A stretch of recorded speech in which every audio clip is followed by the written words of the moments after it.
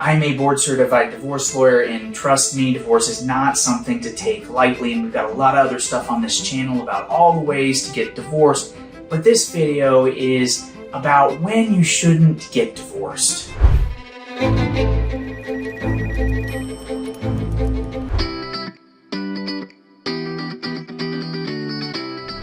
Let's talk through 10 reasons why you should really think twice about pursuing the big D. Emotional stability. Reason number one not to get divorced. Divorce is a huge change, not just for you, but for your spouse, for your children, for everybody that depends on you. It really splits apart a whole bunch of relationships. That's a lot of change. That's a lot of upheaval for a lot of different people.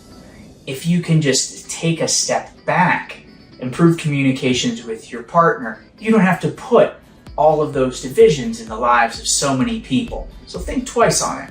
Number two, the financial impact of divorce is huge. You're basically going to be cutting your assets in half, and in most situations, the lifestyle you live is going to be a whole lot different when you have to support two separate households from the same sources of income. You're definitely going to have some financial changes. Be mindful of those before you pull the trigger and act on divorce. Number three, the children. Obviously, a divorce with two separate households is a huge change in the lives of any kids. Now look, if you and your spouse have true toxicity in the household and are not getting along, it can be better to move forward to divorce for the children. That's what the studies say. But if you and your spouse could just take a step back, reconnect with each other, start building a healthier relationship, your children might be thanking you one day. Another reason not to get divorced, at least immediately, is sometimes you need time to heal and grow. A relationship is something that fluctuates with time. It goes up, it goes down. Sometimes relationships need time to heal and to get better. Give yourself that opportunity before you get divorced. Sometimes what feels like a breaking point in a relationship can actually be an opportunity to make it better. Too many people don't realize that. Reason number five, a shared history. A long-term marriage builds what can seem like a lifetime of memories. Do you really want to just throw that away just because you and your spouse stopped getting along as well as you used to?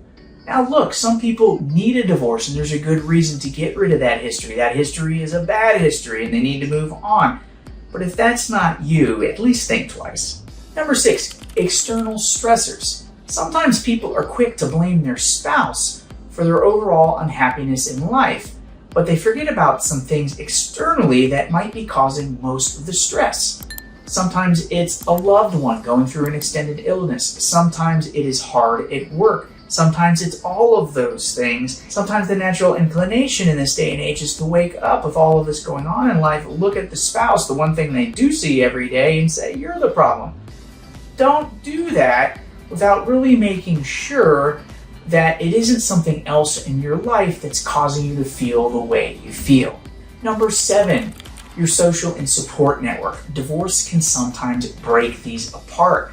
Sometimes it's just harder to maintain friendships, to maintain a network, maybe maintain your place in a church or a club when you're not married anymore, because before it was you and your spouse that would be part of these groups. You attended as a couple, not just as yourself. Not to say you can't have a great life after the divorce. We have some clients who think they can, and we really help them overcome that mistaken belief, but just understand your social networks are going to change in many cases if you're getting divorced. Number eight, unresolved issues might reappear again. If you skip straight to divorce, you might be missing out on an opportunity to better yourself. In many situations not involving toxic people, the breakdowns in a marriage usually relate to things that you're doing and things that your spouse is doing. And it starts with you and your behavior in the relationship. And if you don't address how your behavior is contributing to you being unhappy in the relationship, you might just have those same problems pop up in the future. Even if you're unhappy right now, taking the time to go to a couples therapist, really take a hard look at the marriage, see if you can improve things, including yourself, is a really smart thing to do. If you're really on the fence as to whether the relationship can be saved, consider certain modalities of therapy like discernment counseling to take a really close look at that, while also trying to work on what could make the relationship better. Number 9, remember regret is real. Once you get divorced, you don't just instantly undo it. Yeah, we have people that divorce and then date, but we have people who don't really thoughtfully go into divorce and just rush into it filled with regret later. So if you're not happy, before you just go hire some attorney, file some divorce petition, go see a therapist. If you don't want to do it with your spouse yet, go just for yourself. Have a good sounding board for how you're feeling. Don't just jump the gun because you're unhappy and your friends are doing it. You might regret it later. And even if you start the divorce case, yeah, you can pull back your divorce petition and stop it, but sometimes your spouse doesn't get over that you took that step. So be careful here. Number 10, love can be rekindled. Relationships can be repaired. Even in situations involving affairs, I've seen countless people in my law practice make their relationship better. It is possible. With 2 open minds, especially with a really good couples therapist, the relationship really has no bounds of improvement. So take the time to realize that if you really, looking back, had many great years with your partner, you had a lot of wonderful times, and you're not being belittled, abused, neglected on a regular basis, take the time to work with a couples therapist. At least try. If you did it a long time ago, try again before you get divorced. So there we are. These are 10 things to think about before you're getting divorced, 10 reasons possibly not to get divorced. Obviously, every relationship is different, and there are some people, these are the people who are the clients in our law practice, who need divorce because it's the only way to be happy and healthy, or have a chance at being happy and healthy.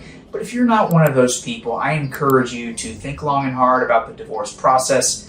Consider talking to a really good therapist, and talk to an attorney if you're really on the fence about the pros and cons of your marriage, along with the legalities of what would happen if you did get divorced. I wish you the best of luck. We made a website about this stuff. It's called staymarriedflorida.com. Check it out. There's a link in the description. If you want to talk to a lawyer about all of this, my law firm is in Florida. We serve clients from Vero Beach, south to Miami, a few other areas of the state as we're growing. We welcome a conversation with you. Hope this was helpful.